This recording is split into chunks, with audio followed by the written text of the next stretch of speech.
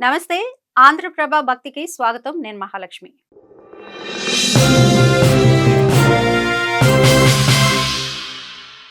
ఐక్యరాజ్య సమితిలో ప్రపంచ ధ్యాన దినోత్సవ వేడుకలు ఘనంగా జరిగాయి.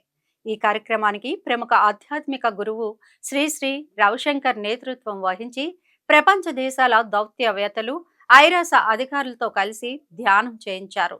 ఈ సందర్భంగా ఆయన మాట్లాడుతూ మహాభారత యుద్ధ భూమిలో శ్రీకృష్ణుడు అర్జునుడికి ధ్యాన యోగాన్ని బోధించిన విషయాన్ని గుర్తు చేశారు. నేటి ప్రపంచం కూడా ఓ యుద్ధ భూమికి తక్కువేమీ కాదు.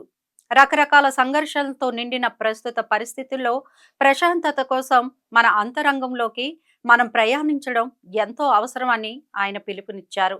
ఉక్రెయిన్లో వేలాది మంది సైనికులు తీవ్రమైన నిరాశ, నిస్పృహల్లో కూరుకుపోయినప్పుడు ధ్యానం ద్వారానే వారు శాంతిని పొందారని శ్రీశ్రీ ఉదాహరణగా చెప్పారు.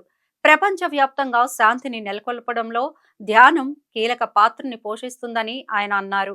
భారత్తో పాటు అండోరా, మెక్సికో, నేపాల్, శ్రీలంక దేశాలు సంయుక్తంగా ఈ కార్యక్రమాన్ని నిర్వహించాయి.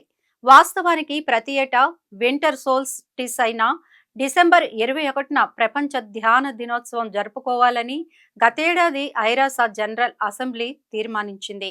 ఈ ఏడాది ఆ రోజు ఆదివారం కావడంతో కార్యక్రమాన్ని శుక్రవారమే నిర్వహించారు.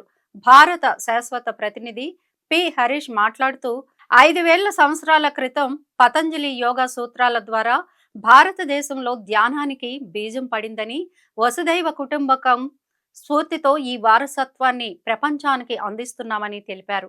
ఈ కార్యక్రమంలో పాల్గొన్న పలువురు నిపుణులు కూడా ప్రపంచంలో హింసను తగ్గించి శాంతిని నెలకొల్పడంలో ధ్యానం ఒక శక్తివంతమైన సాధనమని అభిప్రాయపడ్డారు.